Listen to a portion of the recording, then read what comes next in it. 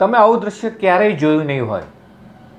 ક્વચિત સમગ્ર દેશમાં પહેલી વખત બનેલી એક ઘટનામાં કોઈ ધાર્મિક મહોત્સવમાં પોલીસનું બહુમાન કરવામાં આવી રહ્યું હોય અને સભા મંડપમાં સંતો સહિત 3,000 જેટલા નરનારી ભક્તો ઊભા થઈ સલામી આપતા હોય.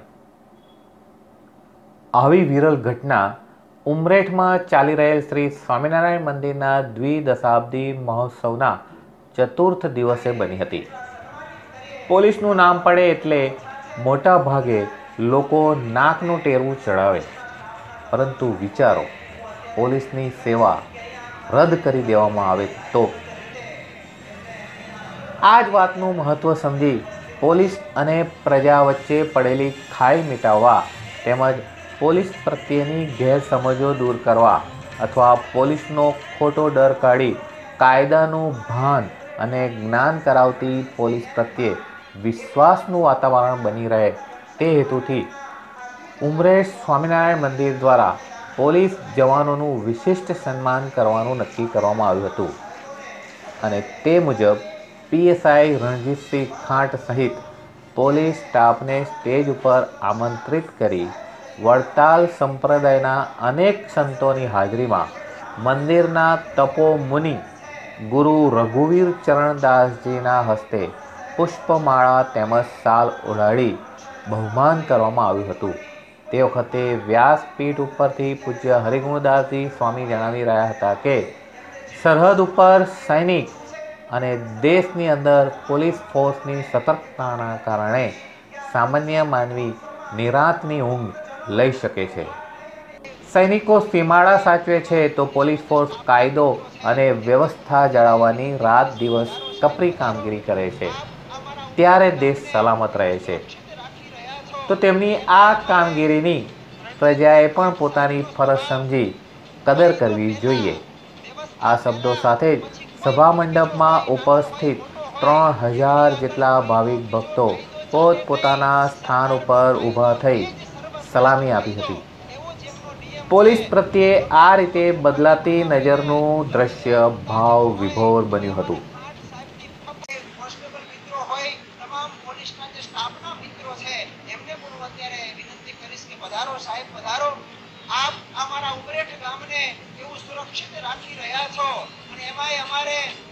રણજીતસિંહ ખાંટ સાહેબનો સ્વભાવ કાયદો પહેલા, વ્યવસ્થા પહેલા, પછી કોઈ પણ બીજો હોય, નાનો હોય, મોટો હોય, એમની આગળ કોઈનો બીજો કાયદો ચાલે નહીં. સરકારનો કાયદો એ જ સર્વશ્રેષ્ઠ કાયદો, એવો જેમનો નિયમ છે. અને ગમે તેવો તોફાની માણા હોય ને, ગમે તેવો ગુંડા જેવો હોય, તો અમારા ખાંટ સાહેબની પકડે એવી જેમની છાપ છે. આપણા ગામનું સારી રીતે સુરક્ષાનું કામ આ સારી એક ટીમ જ્યારે પૂરી પાડતી હોય ત્યારે આપણે એમને જેટલા બિરદાવીએ, જેટલા સન્માનિત કરીએ એટલા વાલા ભક્તજનો ઓછા છે. બધા જ કોન્સ્ટેબલ મિત્રોને અને પોલીસના સ્ટાફના તમામ સાહેબોને હું અત્યારે વિનંતી કરીશ કે અહીંયા અમારા જયંતભાઈ બધાઈને લાઈનબદ્ધ રીતે એમને અહીંયા અગ્રભાગની અંદર એમને ઉપસ્થિત કરશે.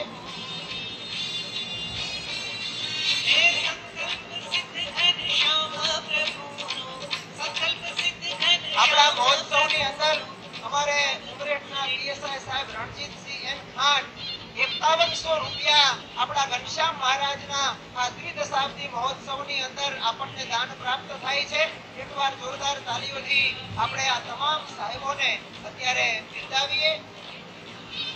વાલા ભક્તજનો, જ્યારે આપણા નગરની સુરક્ષા સાહેબ કરી રહ્યા હોય ત્યારે આપણી પણ એક નગરજનની, એક સામાન્ય માનવી તરીકે આપણી ફરજ છે કે ખરેખર જે આપણું રક્ષણ કરતા હોય, આપણા શહેરનું રક્ષણ કરતા હોય, આપણા તાલુકાનું રક્ષણ કરતા હોય, કોઈ ચોરી, કોઈ લૂંટફાટ, કોઈ ગુંડાગર્દીથી જ્યારે સમાજનું રક્ષણ કરતા હોય ત્યારે આપણે એમને જેટલું સન્માન આપીએ એટલું ઓછું છે.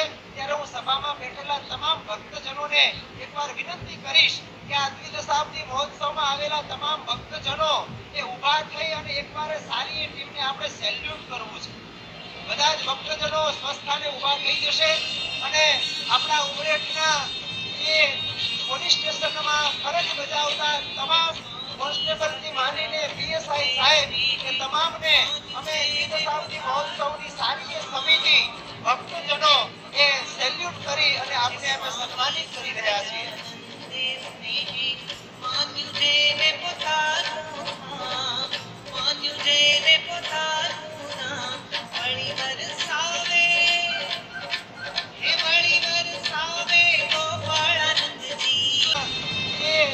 પોલીસ સ્ટેશનમાં ફરજ બજાવતા તમામ કોન્સ્ટેબલથી માંડીને પીએસઆઈ સાહેબ સારી સમિતિ ભક્તજનો એ સેલ્યુટ કરી અને આપને અમે સન્માનિત કરી રહ્યા છીએ.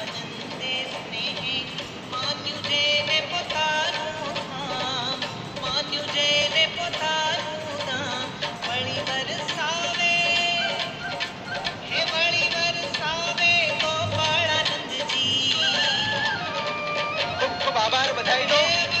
આપણે ઘનશ્યામ મહારાજના ચરણોમાં પ્રાર્થના કરીએ કે અમારે રણજીતસિંહજી અને ખાટ સાહેબને એવું ઘનશ્યામ મહારાજ બળ આપે, એવું બળ આપે, આ તમામ પોલીસ સ્ટેશનના સભ્યોને એવું ભગવાન બળ આપે કે કાયમ માટે ઉમરેઠનો આજુબાજુના વિસ્તારનો જે કાયદો છે એ ખૂબ સારી રીતે અને સુવ્યવસ્થિત રહે, ક્યારેય પણ કોઈ કાયદાનું ઉલ્લંઘન ન કરે અને સમાજની અંદર સુખ અને સમૃદ્ધિ એ વધતું રહે એવી આપણે ઘનશ્યામ મહારાજના ચરણોમાં પ્રાર્થના કરીએ.